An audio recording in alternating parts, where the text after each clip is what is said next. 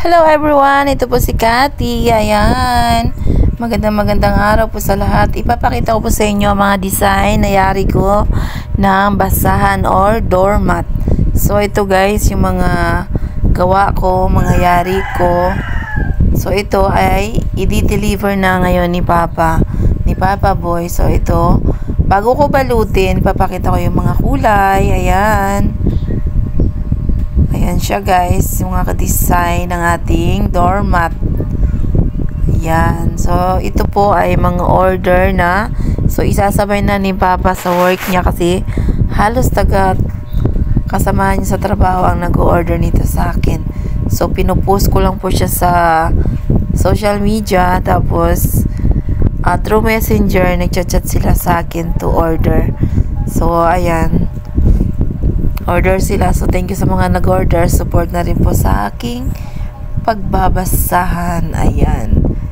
So, ito yun siya, guys. Ganyan lang. Sa mga plain, naluan lang natin ng may mga printed. Kasi meron din ako nakuha may printed. O, ganyan. Oo. Maganda rin po pala itong, hanap buhay. Yung pagdodormat. Kasi, madali lang din siyang gawin. Tapos, tiyatsagaan mo lang. Tsaga lang siya. Dapat di kayo naiinip. Yung katulad ko, nasa bahay lang. So, gito, may libangan ako habang dito sa bahay. At kumikita, di ba? Kahit pa paano. So, ayan, thank you po talaga sa mga bumibili ng ating mga doormat. So, ito, ganyan. Halos, mahigit 100 na po yung nabibenta natin na doormat. So, ganyan. Binibenta natin siya ng mura lang din naman kaysa palengke kayo bibili. Tapos, mas matibay pa yata ang gawa ko. Mas siya, mahigpit. Ganon. So, ayan. Na-plastic na po natin lahat.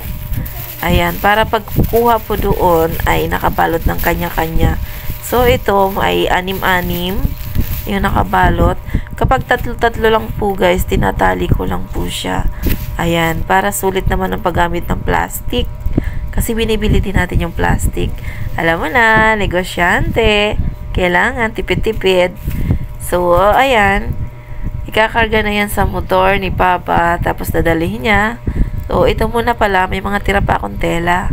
So, ayan. Ito yung mga printed na isinasama natin sa mga plain.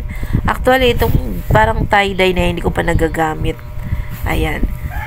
So, yan na lang yung natira sa 50 kilos natin na pinapaikot-ikot. So, ito na siya. Kinakarga na sa motor ni Papa. Bali, papasok siya nito. Madaling araw. So, tinatali niya na. Pagdating nito sa work niya, yung mga nag-order after work, kukunin din po nila kay Papa yung order. Ite-text ko lang po sila na pwede na nilang kunin. So, ayan nga, madaling araw. Madilim pa. Siguro mga 4 AM yan. Ayun. So, ganyan lang guys. Ako tagagawa, nagpapa-order si Papa yung nagdi-deliver. So, tulong-tulong lang po talaga tayo sa ating maliit na pinagkakakitaan. Extra. Diba? Bilang nanay, nandito na tayo sa bahay. Biglaan itong ating opportunity dumating. So, i-grab natin. May umu-order naman. Diba? So, thank you so much sa support nyo guys. Thank you so much. Please like and share. And subscribe na rin po sa Cathy and Boy Fam. So, ako po yung Cathy. Yan po ang asawa ko ay yung si Boy. So, ayan. Cathy.